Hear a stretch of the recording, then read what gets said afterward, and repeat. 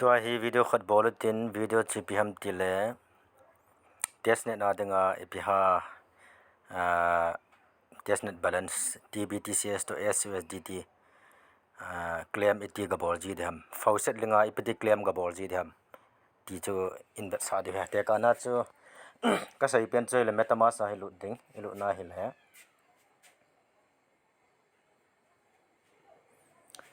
metamask sa hilu na hile ka sai pen hi baleu chun hi chi hin hi chi mata tbtcs hin anu susdt hin hi te ni hi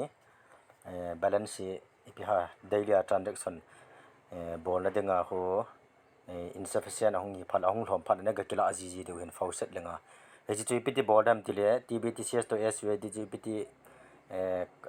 ka kila aji dham tiale abula hi account no chana hi chi hi chapa hi na wallet address ko copy na bol du he chi khabe na me lo public address copy to clipboard ki tan chi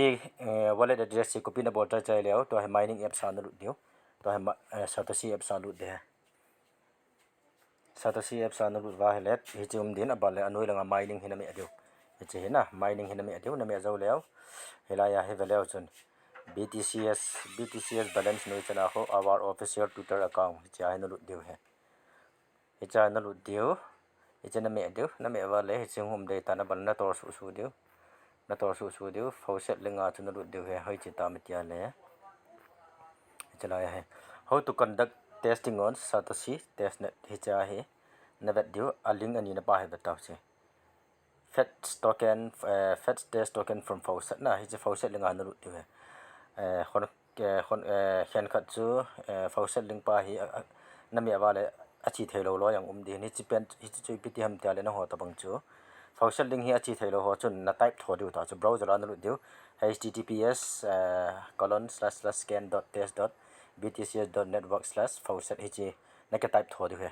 to cha ka sei nom choi le btcs to susdt chu balance ipti fauset linga claim dham tile hi chala ya hi fauset linga hi cha na lu diu ta na kan me la ta chu ta kan me la chiang tan satoshi chain fauset kitin input your satoshi chain address a hi azawa metamask wallet address ko copy paste na bol du he paste abala get tbtcs na me de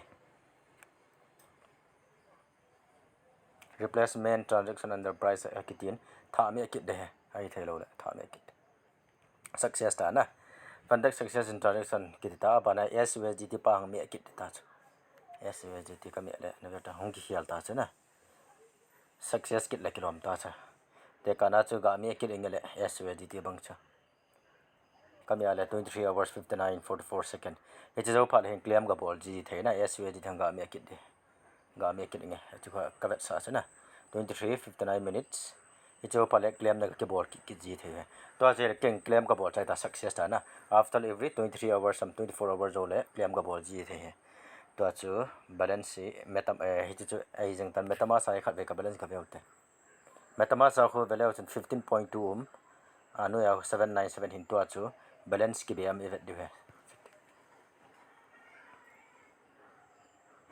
na aza 15.2 him to 16 min aza 7.727 tapang min 995 dum ta chi success ta na ni nia tbtcs jang 15.2 apa 16.2 ta ichi cho hijing fauset lenga iti claim de ham ti pa na chi cho hijing he chan choi tai